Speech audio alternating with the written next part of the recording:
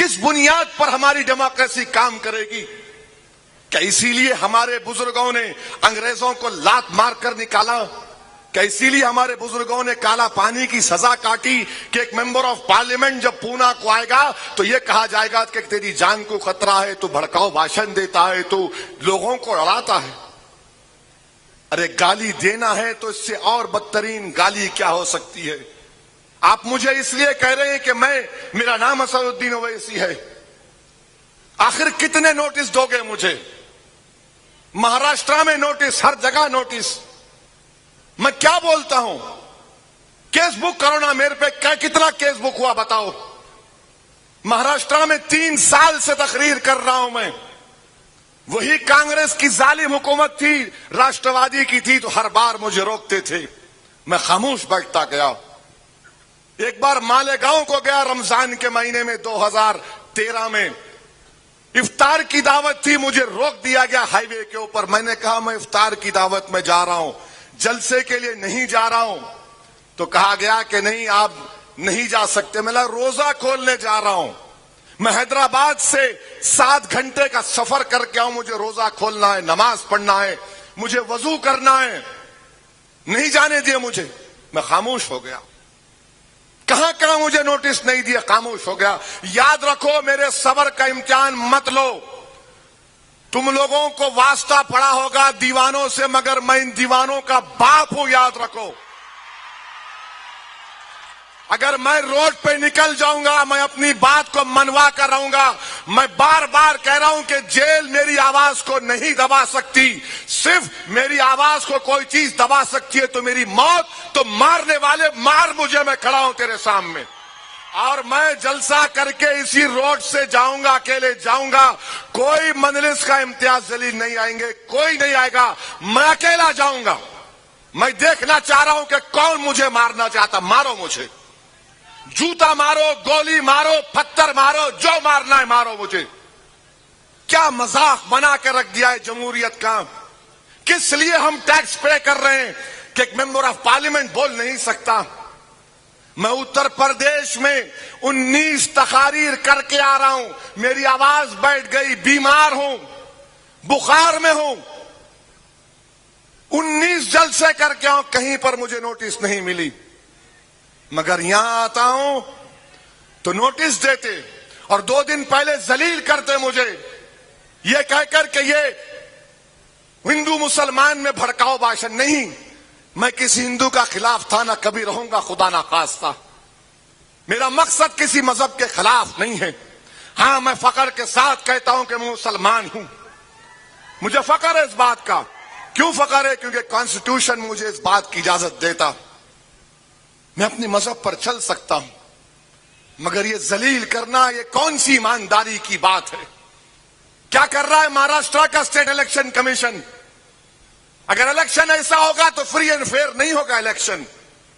किसी और political leader को नोटिस नहीं देंगे, सिर्फ असदुद्दीन ओवैसी को देंगे। दूसरे आएंगे, चले जाएंगे। दूसरों के ताल्लुक से नहीं कहते कि तुम्हारे भाषण से लोगों में तनाव पैदा होगा। नहीं, मेरे भाषण से होगा। बताओ, ये सेक्युलरिज्म है, ये रूल ऑफ लॉ है, ये फंडामेंटल राइट्स है, ये कॉन्स्टिट्यूशन का पास और लिहाज है, ये model of code of conduct है? क्या है मुझे बताओ। मेरे भाई, अफसोस होता है, मुझे अफसोस होता है कि हमारा मुल्क किस रास्ते पर जा रहा है। जो लोगों की सोच है, याद रखो, तुम मुझे आज इस तरह कह कहकर नोटिस देकर मुझे जलील कर रहे हो, मगर याद रखो, जिस चीज की आप शुरुआत कर रहे हैं उसमें हिंदुस्तान की जमहूरियत कमजोर ना पड़ जाए, खुदा ना खास्ता। अजीब और गरीब मामला है।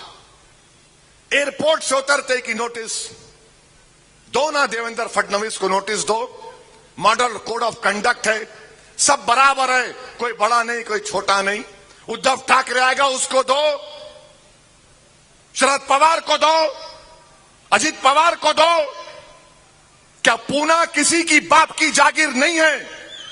पूना सब हिंदुस्तानियों का है, हर मजहब के मानने वालों का है। मैं किसी के लड़ाने नहीं आया हूं।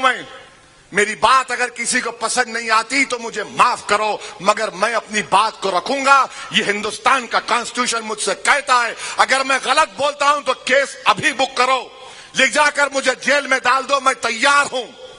अगर तुम ले जाकर ख्वाजा यूनुस की तरह मुझे एनकाउंटर करना चाह रहे, कर दो। मैं मौत से नहीं डरने वाला। एक नहीं 25 गोलियां मारो और मेरी लाश को छोड़ दो किसी चौराहे पर। क्या तमाशा बना के रखा है यहां का।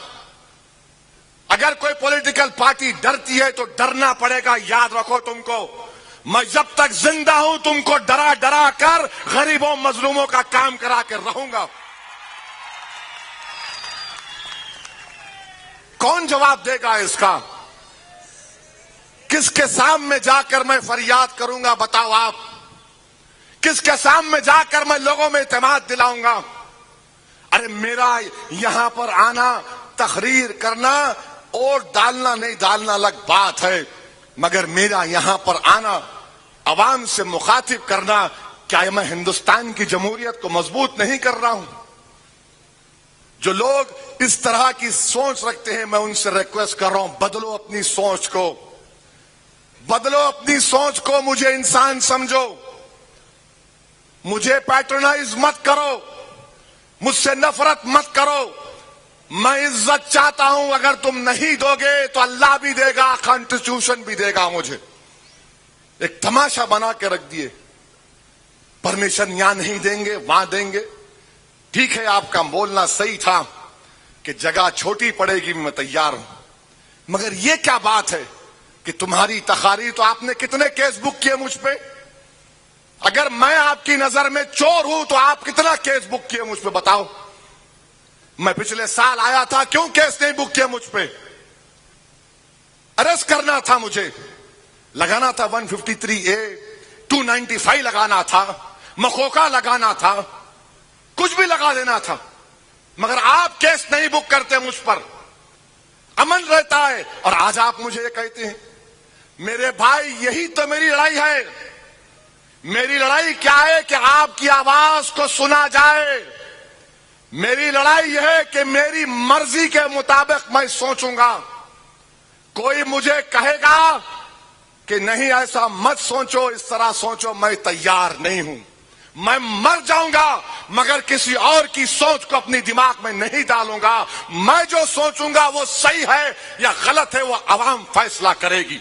ये जमहूरियत की खूबसूरती है, ये डेमोक्रेसी का राइट है, ये डेमोक्रेसी